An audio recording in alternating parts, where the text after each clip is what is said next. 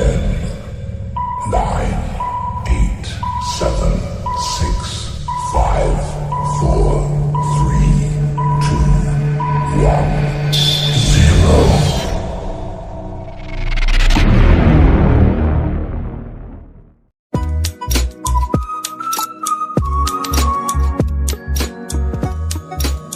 Assalamualaikum warahmatullahi wabarakatuh. Baiklah, di sini kami dari kelompok 1 akan menjelaskan makalah kami yang berjudul Hakikat Strategi Belajar Mengajar, yang beranggotakan Hendri Saputra, Langgeng Setiamukti, Sofi Aulia, dan Yuniam Aryani. Langsung saja masuk ke pembahasan. Yang pertama yaitu pengertian strategi belajar mengajar. Strategi belajar mengajar adalah suatu pendekatan secara keseluruhan yang berkaitan dengan pelaksanaan gagasan, perencanaan, dan eksekusi sebuah aktivitas dalam kurun waktu tertentu. Dalam suatu kegiatan pembelajaran yang dilewati oleh peserta didik melibatkan proses memori dan metakognitif. Nah, maksudnya apa? Strategi belajar mengajar. Strategi belajar mengajar dalam sebuah pembelajaran itu sangatlah penting, karena sebagai seorang pendidik haruslah mempunyai strategi belajar mengajar agar dapat mencapai tujuan pembelajaran yang baik. Adapun mengapa strategi belajar mengajar itu sangat diperlukan? Karena dengan adanya strategi belajar yang baik, maka proses transfer ilmu antara pendidik dan juga peserta didik akan lebih mudah.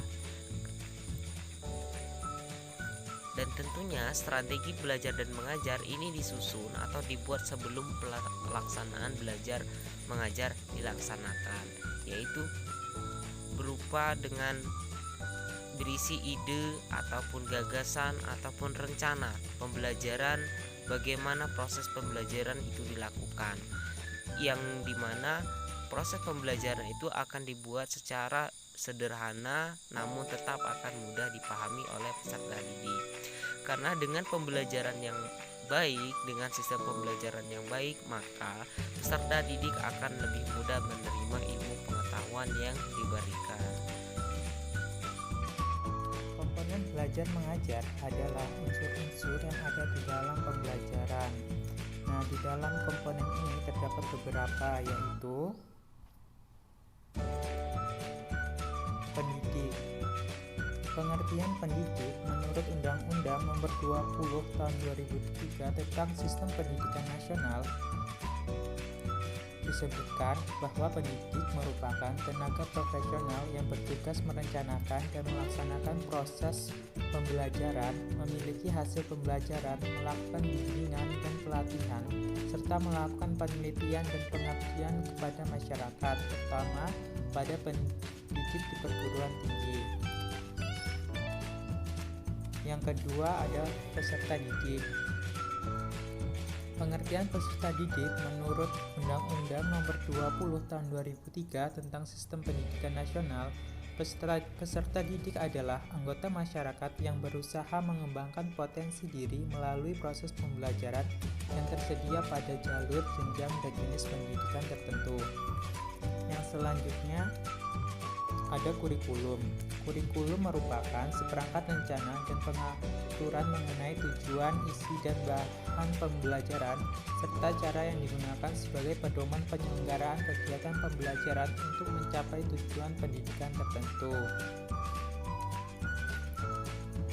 Yang keempat ada metode pembelajaran. Metode pembelajaran didefinisikan sebagai cara yang digunakan guru dalam menjalankan fungsinya dan merupakan alat untuk mencapai tujuan pembelajaran. Yang kelima ada sarana dan prasarana. Sarana dan prasarana adalah alat bantu yang dibutuhkan baik langsung maupun tidak langsung oleh siswa dan guru maupun penyelenggara pendidikan dalam mewujudkan proses belajar mengajar. Baiklah, selanjutnya saya di sini akan menjelaskan tentang tugas dan fungsi pendidik, khususnya guru matematika. Pendidik adalah tenaga kependidikan yang berpartisipasi dalam penyelenggaraan pendidikan dengan tugas khusus sebagai profesi pendidik. Abdul Mujid mengemukakan bahwa pendidik adalah bapak rohani atau spiritual father bagi peserta didik yang memberikan santapan jiwa dengan ilmu, pembinaan akhlak mulia, dan meluruskan perilakunya yang buruk. Pendidik dapat pula berarti orang bertanggung jawab terhadap perkembangan dan kematangan aspek rohani dan jasmani anak.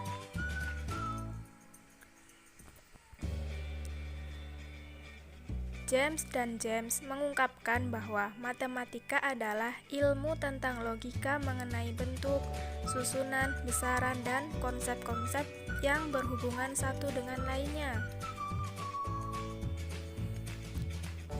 Jadi, guru matematika berarti orang yang berperan dalam mengajarkan segala sesuatu yang berkaitan dengan ilmu matematika kepada peserta didik.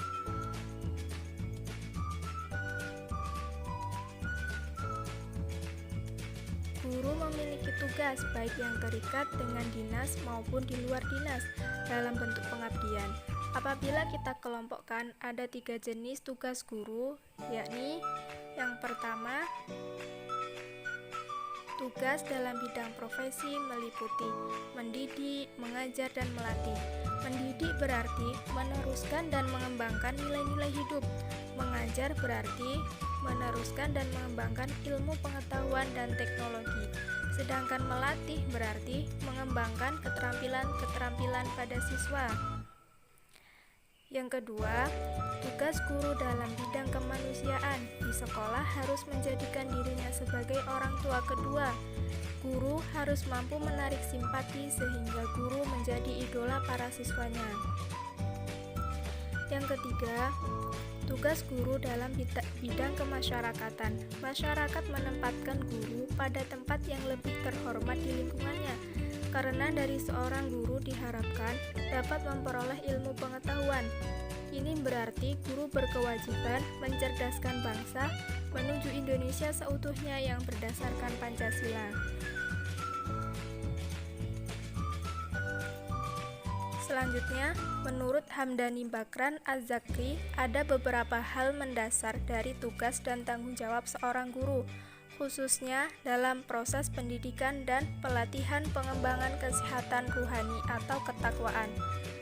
Di antaranya, yang pertama, sebelum melakukan proses pelatihan dan pendidikan, seorang guru harus benar-benar telah memahami kondisi mental, spiritual, dan moral atau bakat, minat, maka proses aktivitas pendidikan akan dapat berjalan dengan baik.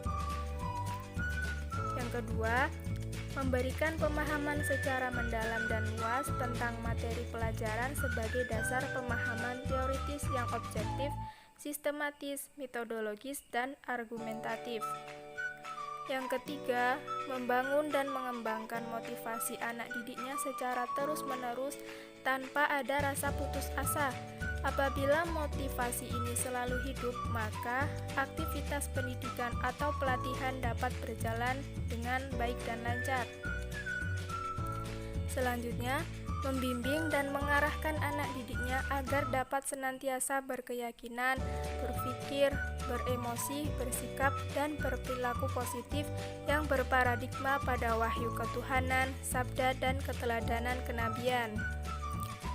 Kemudian, memberikan keteladanan yang baik dan benar bagaimana cara berpikir, berkeyakinan, beremosi, bersikap, dan berperilaku yang benar, baik dan terpuji di hadapan Tuhannya maupun di lingkungan kehidupan sehari-hari. Selanjutnya, membimbing dan memberikan keteladanan bagaimana cara melaksanakan ibadah-ibadah vertikal dengan baik dan benar, sehingga ibadah-ibadah itu akan mengantarkan kepada perubahan diri, pengenalan dan perjumpaan dengan hakikat diri, pengenalan dan perjumpaan dengan Tuhannya, serta menghasilkan kesehatan ruhaninya. Menjaga, mengontrol, dan melindungi anak didik secara lahiriah maupun batiniah selama proses pendidikan dan pelatihan agar terhindar dari berbagai macam gangguan. Kemudian, menjelaskan secara bijak apa-apa yang ditanyakan oleh anak didiknya tentang persoalan-persoalan yang belum dipahaminya. Yang terakhir, menyediakan tempat dan waktu khusus bagi anak didik agar dapat menunjang kesuksesan proses pendidikan sebagaimana yang diharapkan. Tugas pendidik dalam Quran Surah Al-Ahzab ayat 45-48. Yang pertama yaitu pengawas. Pendidik merupakan pewaris Rasulullah yang bertugas sebagai fasilitator umat dalam mempelajari ajaran Islam secara mendalam. Jadi, seorang pendidik memfungsikan dirinya sebagai saksi yang mengawasi setiap tingkah laku peserta didik, karena terkadang peserta didik berperilaku yang tidak sesuai dengan agama, aturan, norma yang berlaku di sekolah ataupun di masyarakat. Yang kedua, penghibur. Pendidik merupakan penghibur yang bertugas dalam menyampaikan kabar gembira terhadap peserta didik dengan menghargai peserta didik yang menunjukkan perilaku baik dan berprestasi. 3. Pengingat. Pendidik bertugas mengingatkan dan memberikan peringatan terhadap peserta didik yang menyimpang dari etika, norma, dan aturan yang berlaku. 4. Penyeru. Dalam menyeru, pendidik melakukan dua fungsi, yaitu tugas penyucian yang berfokus pada pembersihan diri dan pemeliharaan fitrah. Fungsi yang kedua yaitu fungsi pengajaran, yaitu dengan menyampaikan ilmu pengetahuan kepada peserta didik. Yang kelima, penerang. Pendidik bertugas menerangi peserta didik dengan cahaya ilmu yang dimiliki.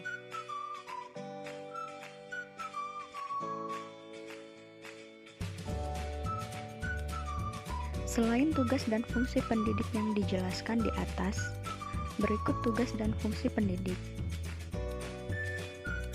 1. Sebagai narasumber. Seorang guru harus menjadi spesialis sumber daya dan harus memiliki pengetahuan ahli tentang bidang subjek. Yang kedua, spesialis kurikulum. Guru memberikan kurikulum yang harus mereka ikuti untuk pertemuan yang bersangkutan. 3. Spesialis instruksi. Seorang guru harus menjadi spesialis instruksional. Sebuah spesialis instruksional membantu rekan kerja menerapkan strategi pengajaran yang efektif. 4. Model peran. Guru biasanya tidak menganggap diri mereka sebagai peran model. Siswa menghabiskan banyak waktu dengan guru mereka, dan oleh karena itu, guru menjadi teladan bagi mereka. 5. Mentor. Mentoring adalah peran alami yang diambil oleh guru, baik disengaja ataupun tidak. Mentoring adalah cara yang didorong oleh seorang guru kepada siswa untuk berusaha menjadi yang terbaik yang mereka bisa. Ini juga termasuk mendorong siswa untuk menikmati belajar.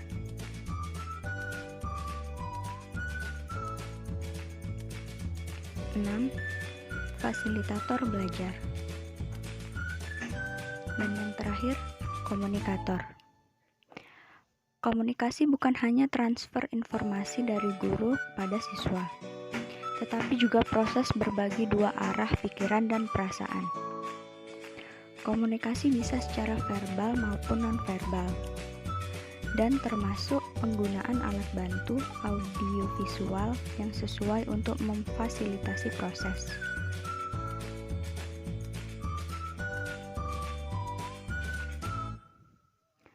Jadi, dapat disimpulkan bahwa seorang guru matematika tidak hanya sekedar bertugas sebagai penunjuk arah, penyaji teori, dan menyampaikan aturan-aturan, Namun sebagai seorang guru matematika juga harus memberikan motivasi-motivasi serta pendidikan karakter kepada peserta didik.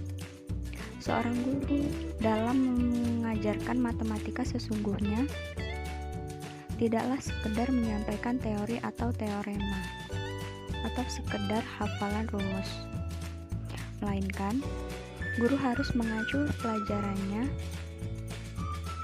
agar aktif dan membangkitkan keinginan siswa untuk menyelesaikan masalah atau soal-soal yang ada serta dapat menerapkan ilmu matematika yang diperoleh dalam kehidupan sehari-hari.